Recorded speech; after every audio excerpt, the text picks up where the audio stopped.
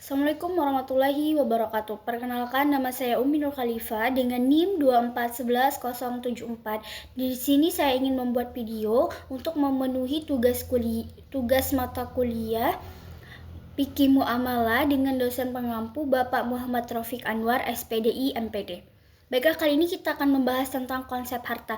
Yang pertama itu adalah pengertian harta. Harta dalam bahasa Arab yaitu al-mal, yang berarti cenderung manusia itu lebih cenderung disukai oleh sesuatu yang cenderung disukai oleh manusia. Nah, secara istilah, harta itu adalah segala sesuatu yang memiliki nilai dan dapat dimiliki dan dapat dimanfaatkan sesuai dengan syariat.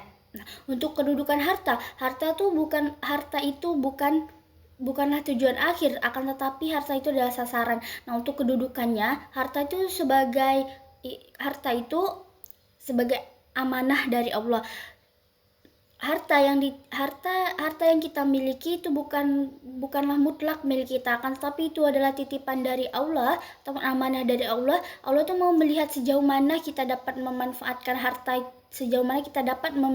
harta tersebut dengan baik. Terus harta itu sebagai perhiasan dunia, sebagai instrumen untuk melengkapi kesejahteraan dan kebahagiaan dunia yang bersifat sementara. Nah, kedudukan harta juga sebagai bekal akhirat. Dengan harta kita dapat melakukan ibadah dengan baik. Contohnya, salah satu ibadah yang memerlukan harta yaitu adalah memberikan zakat, menunaikan haji. Terus pembahasan selanjutnya kita akan membahas bagaimana cara memperoleh dan memanfaatkannya. Cara memperoleh harta itu, prinsip utama dalam memperoleh harta yaitu adalah kehalalan dan keadilannya. Pokoknya ketika kita ingin memperoleh harta itu harus halal dan jauhilah dari yang haram. Salah satu cara untuk kita memperoleh harta dengan halal itu, yang pertama itu adalah melalui usaha kita sendiri itu bekerja dengan pekerjaan yang halal. Ataupun harta juga dapat kita dapat dari warisan yang sudah sah secara hukum. Terus cara memanfaatkan harta, yang pertama itu udah untuk pribadi dan keluarga, contohnya untuk memenuhi kelangsungan hidup baik papan, pangan dan sandang. Nah, selain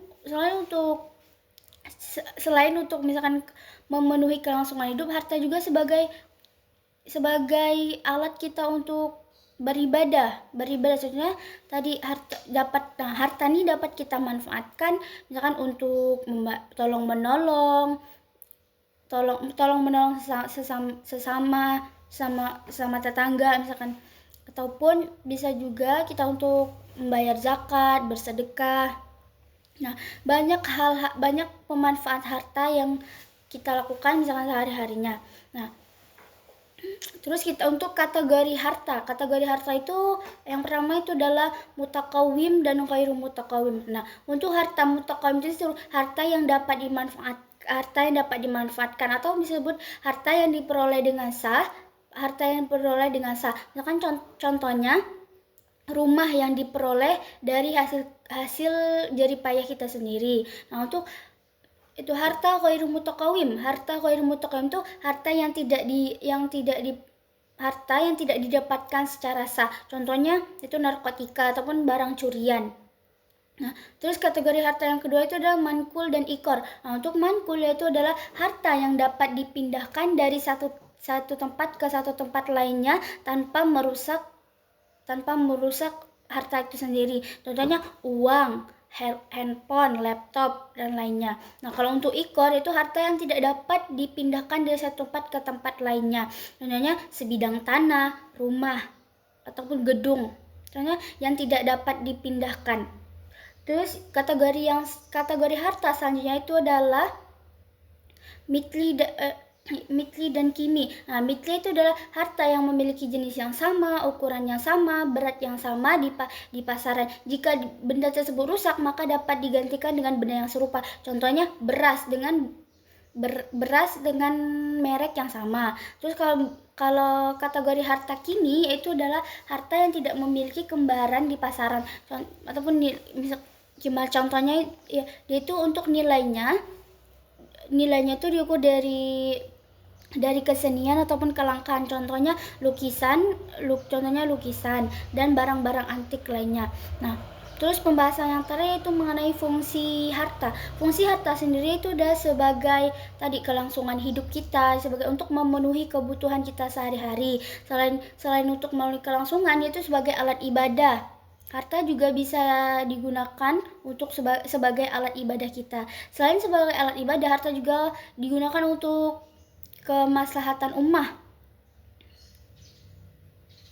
Baiklah, sekian penjelasan dari saya mengenai konsep harta. Apabila ada salah kata pun salah ucap, pada Allah saya mohon pun.